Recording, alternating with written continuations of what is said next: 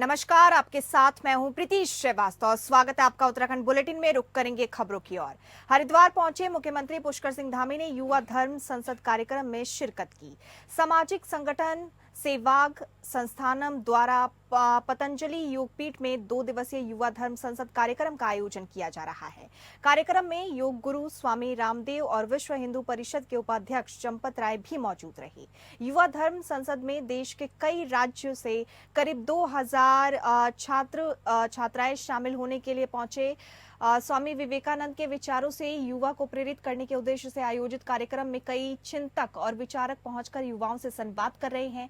मंच से संबोधित करते हुए मुख्यमंत्री पुष्कर सिंह धामी ने कहा कि युवाओं का भारत की प्रगति में महत्वपूर्ण योगदान है। उन्होंने कहा कि प्रधानमंत्री नरेंद्र मोदी के 2047 में विकसित भारत बनाने का लक्ष्य को पूरा करने में देश के युवा महत्वपूर्ण भूमिका निभाएंगे। उन्होंने कहा कि युवा जीबी आपको बता दें क्षेत्र में जाए, राष्ट्र प्रथम की भावना से काम करे।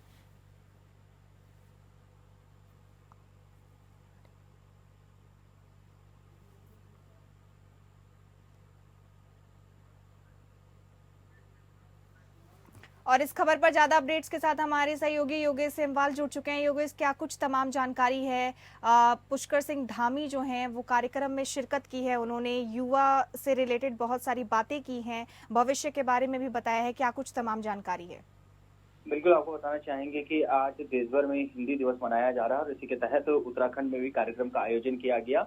जो भाषा विभाग है उसके द्वारा ये कार्यक्रम का जो है आयोजन किया गया, जिसमें मुख्य अतिथि के तौर पर मुख्यमंत्री पुष्कर सिंह धामी ने शिरकत की। वहां पर युवाओं के साथ उन्होंने संवाद किया। उन्होंने बताया है कि क्यों हमें अपनी भाषा का उपयोग करना चाहिए, कितना महत्वपूर्ण है हिंदी को आगे बढ़ाना और किस तरह से आगे बढ़ाया जाए, ये सारी बातें उन्होंने वहां पर रखी। इसके साथ ही वो जो युवा बहुत अच्छा काम कर रहे हैं, अलग जो पढ़ाई के साथ साथ जिन्होंने भाषा को भी आगे बढ़ा रहे, उन्हें भी सम्मानित किया गया। कार्यक्रम का आयोजन किया गया तो वहां पर जो मंत्री, कैबिनेट मंत्री हैं सुबोध उनियाल, वो भी मौजूद रहे क्योंकि विभागीय मंत्री हैं। इसके साथ ही अगर बात करें तो मुख्यमंत्री तो मौजूद थे ही, जिन्होंने अपनी बात को पूरा रखा है। जी योगेश, तमाम जानकारी के लिए आपका धन्यवाद। उत्तराखंड में पिछले 24 घंटे से लगातार हो रही बारिश से आम जीवन अस्त व्यस्त हो गया है। मौसम विभाग ने उत्तराखंड के 10 जिलों के लिए भारी बारिश का अलर्ट जारी किया है। मौसम विभाग के पूर्वानुमान को देखते हुए मुख्यमंत्री पुष्कर सिंह धामी ने आपदा कंट्रोल रूम पहुंचकर व्यवस्थाओं का जायजा लिया। उन्होंने कहा कि प्रदेश में भारी बारिश का अलर्ट मौसम विभाग द्वारा जारी किया गया है, जिसको देखते हुए तमाम अधिकारियों को निर्देशित किया गया है। अधिकारियों को कहा गया कि सभी अधिकारी अपने जिलों की मॉनिटरिंग का काम करें। इसके साथ ही जहां पर लैंडस्लाइड की घटनाएं हो रही हैं, उन मार्गों को चिन्हित करने का काम किया जाए और उन्हें तुरंत खोला जाए।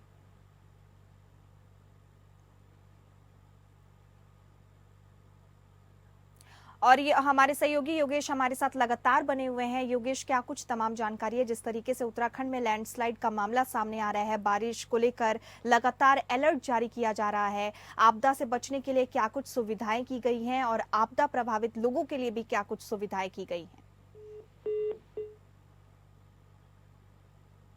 योगेश, आवाज मिल पा रही है आपको?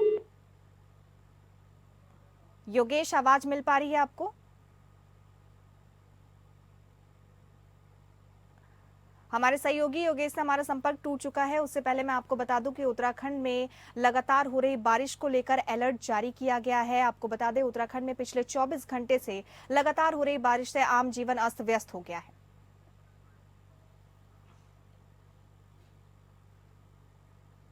उधम सिंह नगर में लगातार हो रही मूसलाधार बरसात के कारण गदरपुर के गुलजर भोज आपको बता दें बौर जलाशय में 1200 क्यूसेक पानी छोड़ा गया। वहीं प्रशासन ने सोशल मीडिया पर चला रहे अफवाहों को ध्यान न देने की अपील की। वहीं आपको ये भी बता दें कि वर्तमान में जलाशय का जलस्तर सामान्य है। विगत 2 दिनों से हो रही लगातार मूसलाधार बारिश के चलते जलाशय के स्तर को मानक के अनुसार सीमित रखने के लिए जल निकासी की जा रही है। वर्तमान में बोर और भाखड़ा नदी में लगभग 1500 क्यूसेक पानी जलाशय में आ रहा है। वहीं अधिशासी अभियंता प्रकाश चंद पांडे ने बताया कि वर्तमान में जलाशय का स्तर 788.20 फीट है। और जबकि जलाशय का वार्निंग लेवल 795 फीट है। वहीं जलाशय के स्तर को सीमित करने के लिए 1200 क्यूसेक पानी को छोड़ा गया। साथ ही उन्होंने बताया कि जलाशय से छोड़े जाने वाला पानी बौर नदी में छोड़ा जाता है, जो केला खेड़ा होते हैं और उत्तर प्रदेश के जिला रामपुर की सीमा पर प्रवेश करता है, जिससे गदरपुर या रुद्रपुर शहर में जल भराव की कोई संभावना नहीं है। वहीं लोगों को अफवाह पर ध्यान न देने की भी अपील की गई।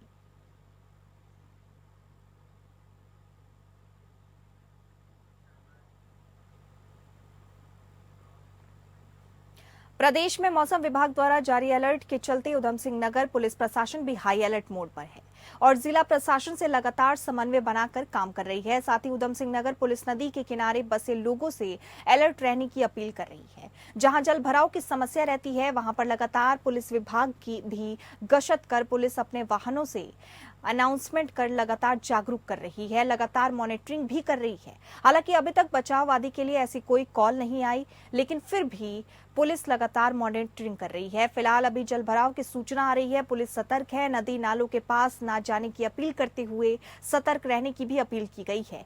लेकिन दूसरी ओर रुद्रपुर के निचले हिस्से में 48 घंटे बारिश से बाढ़ जैसे हालात बने हुए हैं, जिसके चलते हमारे ब्यूरो चीफ सत्यजीत सरकार मौके पर पहुंचे तो देखा सैकड़ों लोगों के दुकानों और लोगों के घरों में जल भराव की समस्या आ रही है। जल भराव से पूरी तरह अस्त व्यस्त हो गया है और प्रशासन और जनप्रतिनिधियों के द्वारा लोगों को निकलकर सुरक्षित स्थानों पर पहुंचाया गया।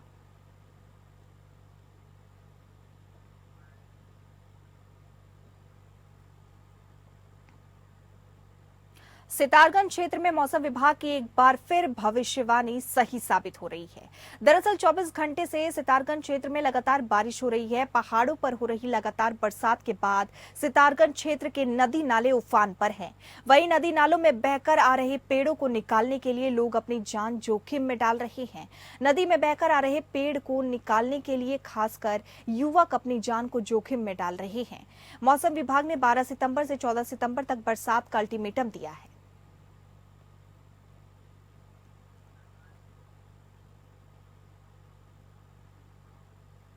उत्तराखंड के सीमांत चंपावत जनपद में बीते 2 दिनों से लगातार हो रही मूसलाधार बरसात ने भारी तबाही मचा दी है। पहाड़ों से मलबा आने के चलते टनकपुर, आपको बता दें, Champawat Pithoragarh all weather road कई स्थानों पर बंद हो गई है। लोहाघाट क्षेत्र में राष्ट्रीय राजमार्ग का लगभग 30 मीटर हिस्सा बह गया तो सीमांत ढोरजा गांव में गौशाला की दीवार गिरने से एक महिला की मौत भी हुई। मटियानी क्षेत्र में हुई भारी बरसात के चलते 3 भवन भूस्खलन की जड़ में आ गए, जिसमें 5 लोग डूब गए। स्थानीय लोगों द्वारा जान जोखिम में डालकर 4 लोगों को सुरक्षित बचा लिया, जबकि एक महिला अभी भी लापता है, जिसकी खोज जारी है।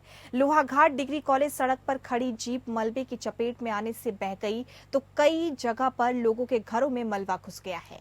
जगह जगह पर पेड़ों के गिरने से विद्युत आपूर्ति बाधित हो गई। जनपद से होकर होने वाली महाकाली, रामगंगा, सरयू, शारदा आदि नदियां खतरे के निशान को छूकर बह रही हैं।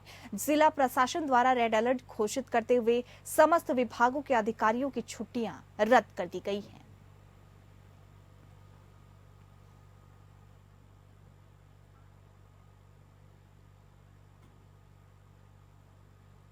सीमांत खटीमा विधानसभा से लगी भारत नेपाल सीमा स्थित मेलाघाट क्षेत्र बहने वाले में आपको बता दें जगबूढ़ा नदी उफान पर है। लगातार नदी का जलस्तर बढ़ रहा है। जलस्तर बढ़ने से ग्रामीणों में भय का माहौल है।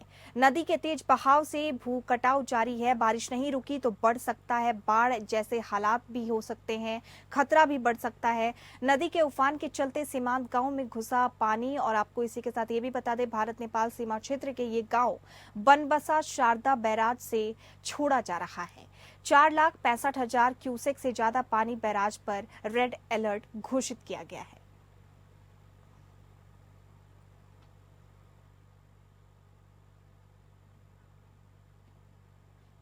मौसम विभाग द्वारा जारी भारी बरसात के अलर्ट और लगातार हो रही भारी बरसात के चलते एसएसपी देहरादून ने सभी को अलर्ट मोड पर रहने को कहा है।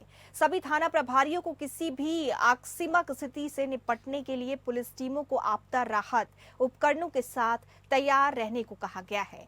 थाना क्षेत्रांतर्गत आपको बता दें, नदियों के किनारे रहने वाले लोगों और गंगा घाटों में स्नान के लिए आए लोगों को सतर्क रहने के लिए अवगत कराने के निर्देश दिए गए हैं।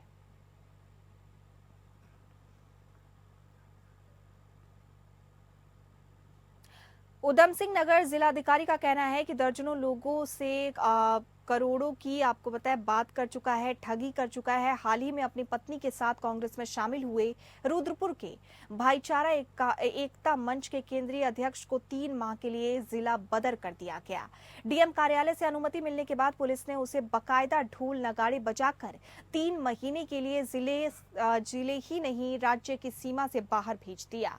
बल्कि पुलिस प्रशासन की टीम द्वारा लाउड स्पीकर द्वारा आपको बता दें अनाउंसमेंट करते हुए ढोल नगाड़ों के साथ कांता प्रसाद गंगवार उर्फ केपी गंगवार को जिले से जिला बदर कर दिया गया।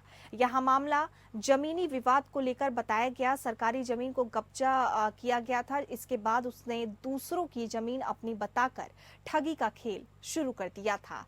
इसी के साथ बता दें, रुद्रपुर में ही किच्छा रोड पर कुष्ठ आश्रम के बगल में उसने सरकारी जमीन पर कब्जा कर लिया और प्रशासन ने जब जमीन को कब्जा मुक्त कराने की कोशिश की तो फर्जी दस्तावेज दिखाकर कोर्ट से आपको बता दे सटे ले लिया और इसके बाद सरकारी जमीन को 1-2 नहीं बल्कि 1 दर्जन लोगों को बेचकर करोड़ों रुपए की ठगी कर चुका है। पुलिस ने आधा दर्जन से ज्यादा मुकदमे में नामजद कांत प्रसाद उर्फ केपी गंगवार को 3 महीने के लिए जिला बदर कर दिया है।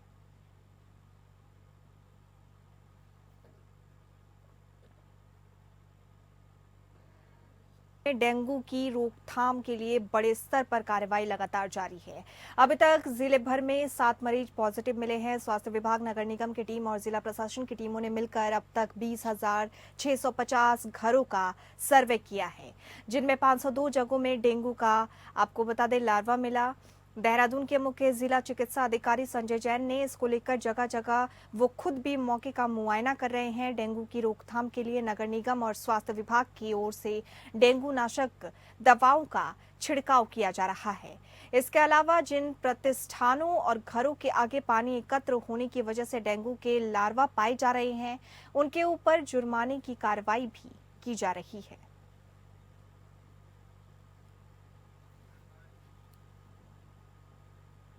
देहरादून के जिलाधिकारी सवीन बंसल ने शुक्रवार सुबह तहसील कार्यालय का औचक निरीक्षण किया। डीएम ने कार्यालय में अनुपस्थित सभी कर्मचारियों के 1 दिन के वेतन काटने के निर्देश दिए। डीएम ने विभिन्न अनुभागों के निरीक्षण के दौरान सभी अधिकारियों और कर्मचारियों को आम जनता की सुविधा को लेकर अधिक बेहतर बनाने के निर्देश दिए। डीएम सवीन बंसल ने कहा कि सरकार की योजनाएं आम जनता और जरूरतमंद लोगों के लिए, ऐसे में किसी को भी कोई परेशानी न हो, इसका विशेष ध्यान दिया जाए।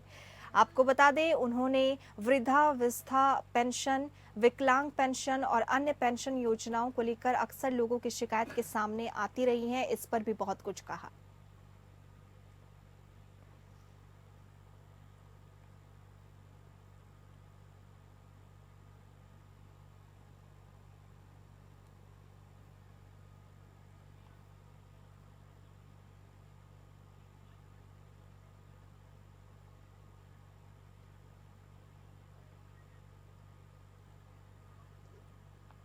अनुसूचित जाति की मांग को लेकर आने वाले 20 सितंबर को रुद्रपुर में आयोजित विशाल जनसभा को सफल बनाने के लिए उधम सिंह नगर में आपको बता दें शक्ति फॉर्म में बंगाली समाज के लोगों ने एक बैठक की।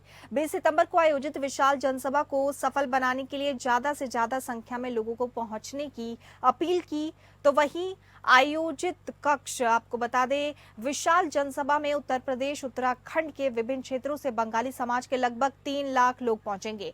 आपको बता दें उत्तराखंड में बंगाली समाज के लोगों को अनुसूचित जाति में शामिल करने की मांग पिछले 7 दशक से करते आ रहे हैं और कई बार तो विधानसभा, लोकसभा में बंगाली समाज की मांग को लेकर चर्चा भी की गई, लेकिन सफलता अभी तक नहीं मिली।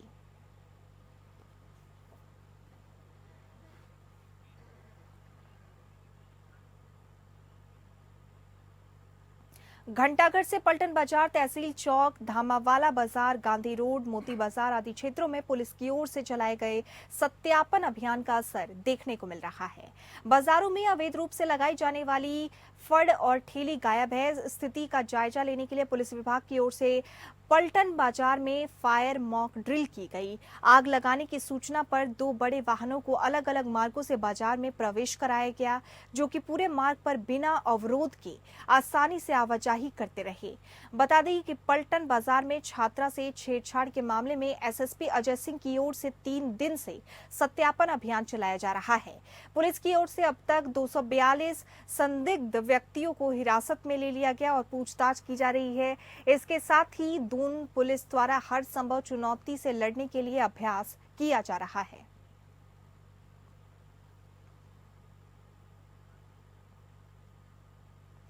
प्रदेश के मैदानी जिलों में बढ़ती यातायात की समस्या को देखते हुए निर्देशालय भी सख्त हो गया है। निर्णय लिया गया है कि यातायात में अब काम चलाऊ पुलिस कर्मियों की नियुक्ति नहीं होगी। यातायात निर्देशालय सभी यातायात कर्मचारियों के कार्यों का आकलोकन करेगा और कर्मचारी यातायात प्रबंधन की नजर से उपयुक्त नहीं पाए जाएंगे तो उसे यातायात पुलिस से अवमुक्त किया जाएगा। साथ ही ऐसे पुलिस कर्मचारियों को भविष्य में कभी भी यातायात पुलिस में तैनाती नहीं दी जाएगी, उन्हें उनके मूल विभाग में वापस किया जाएगा।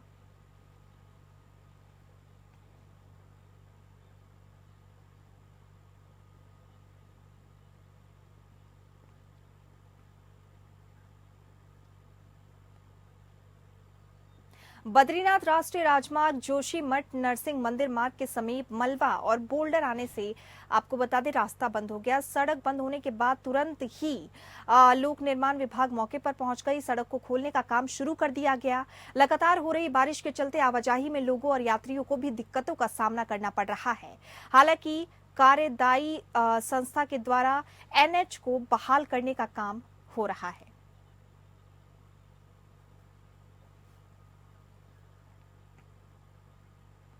पौड़ी के बाल संरक्षण गृह प्रशासन की मुश्किलें अब बढ़ती हुई दिख रही हैं। 17 वर्षीय किशोर की मौत का मामला अब तूल पकड़ता हुआ नजर आ रहा है। इस पूरे मामले पर गढ़वाल कमिश्नर विजय शंकर पांडे ने मजिस्ट्रेट जांच करने के आदेश कर दिए हैं। गढ़वाल कमिश्नर विनय शंकर ने इस घटना को चिंताजनक बताया। उन्होंने कहा कि इस तरह की घटना बाल संरक्षण गृह में नहीं होनी चाहिए थी। फिलहाल इसकी मजिस्ट्रेट जांच के बाद ही पता चल पाएगा कि किन कारण से किशोर की जान गई। वहीं जांच के दोषी पाए जाने वाले लोगों के खिलाफ सख्त कार्रवाई की जाएगी। पुलिस पूरे मामले की जांच में जुट गई है। पुलिस सीसीटीवी कैमरा को खंगालने का काम भी कर रही है, जिससे पता लग जाए कि आखिरकार किशोर ने इस तरह का कदम क्यों उठाया। लेकिन सवाल ये है कि वहां तैनात सुरक्षा कर्मियों में आपको बता दें सवाल उन वहां तैनात सुरक्षा कर्मियों पर भी उठता है कि फिलहाल ये सब जांच का विषय है, जिस पर अब मजिस्ट्रेट जांच होगी, जिससे दूध का दूध और पानी का पानी हो जाएगा।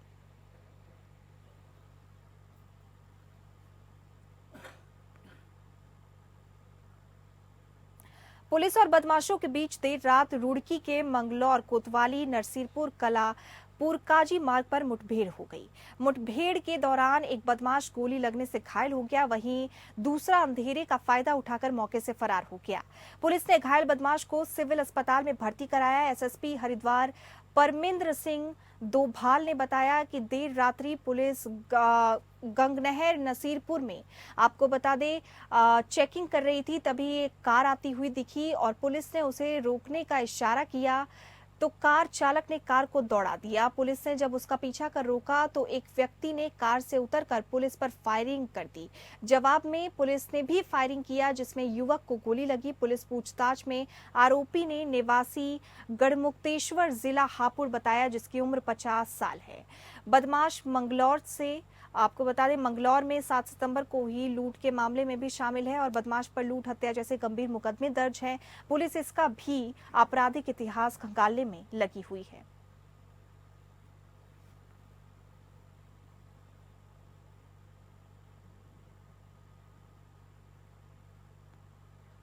खबर जनपद उधम सिंह नगर से तराई पश्चिम वन विभाग के पतरामपुर रेंज के बड़ियो वाला आमका गांव से है, जहां एक बार फिर पतरामपुर क्षेत्र में गुलदार का आतंक देखने को मिल रहा है, जिसके बाद वन विभाग सतर्क हो गया। आपको बता दें, पतरामपुर वन रेंज में गुलदार का आतंक लगातार बढ़ता जा रहा है। बीते कुछ महीनों में गुलदार के हमले में कई लोग घायल हो गए। एक बार फिर बड़ियो वाला आमका गांव में लगातार गुलदार दिखाई देने से ग्रामीणों में भय का माहौल है, जिसकी शिकायत ग्रामीणों द्वारा वन विभाग से की है। ग्रामीणों की माने तो पिछले काफी दिनों से तालाब के पास गुलदार दिखाई दे रहे हैं, जिससे भय का माहौल है और स्कूल जाने वाले बच्चों को भी खतरा बना हुआ है। ग्रामीणों ने मांग की है कि वन विभाग यहां पिंजरा लगाए और जल्द से जल्द गुलदार पकड़ा जाए, ताकि कोई घटना ना हो सके।